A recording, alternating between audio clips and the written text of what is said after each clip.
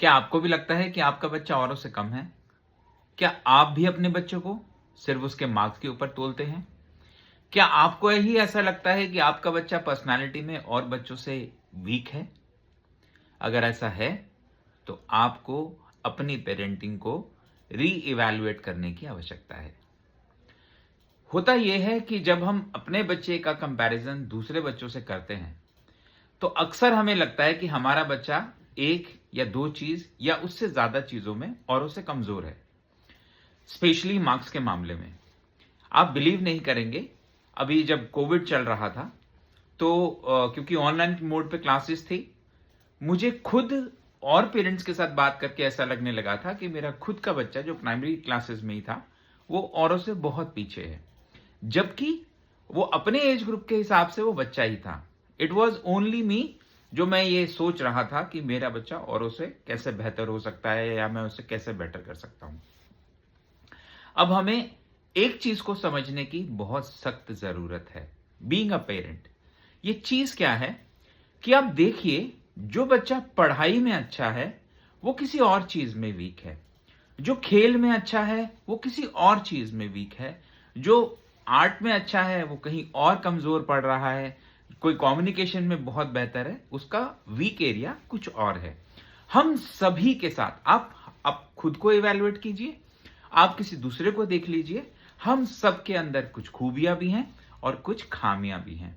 लेकिन जब हम खुद को देखते हैं तो हमारा नज़रिया कुछ और होता है, लेकिन जब वो बात हमारे बच्चों पे आती है तो हमारी एक्सपेक्टेशंस बहुत बढ़ जाती हैं। हमें ये समझने की ज़रूरत है कि वो अपने जीवन की शुरुआत में हैं, जहाँ पे उन्हें बहुत सारे एक्सपीरियंसेस लेने हैं, बहुत सारी चीज़ों को समझना है, बहुत सारी नई-नई चीज़ों को सीखना है। क्या जब हम छोटे थे, हम बहुत परफेक्ट थे? जी नहीं। हमने भी अपने जीवन के एक्सपीरियंसेस के साथ बहुत सारी चीज़ें की, बहुत सारी चीज़ें सीखी और बहुत सारी चीज़ें दुनिया ने हमें सिखाई। तो क्या आपको ऐसा लगता है कि जब बच्चों के ऊपर कोई बात पड़ेगी तो वो नहीं करेंगे या वो नहीं सीखेंगे? वो बिल्कुल सीखेंगे।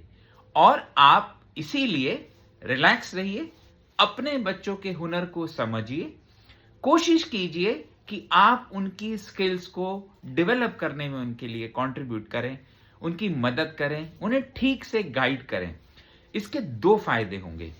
एक तो बच्चा आपको थ्रू आउट आपसे कनेक्टेड रहेगा, वो कभी भी आपसे डिस्कनेक्टेड नहीं होगा। बच्चा बहुत सक्सेसफुल हो जाए, लेकिन आपकी ना सुने, आपके साथ कंसर्न ना रखे, तो आप क्या करेंगे अपनी लाइफ में? ये बहुत ज़रूरी है कि हम अपने बच्चों के साथ बहुत कनेक्टेड रहें और इसीलिए हमें उनको समझना बहुत ज़रूरी है।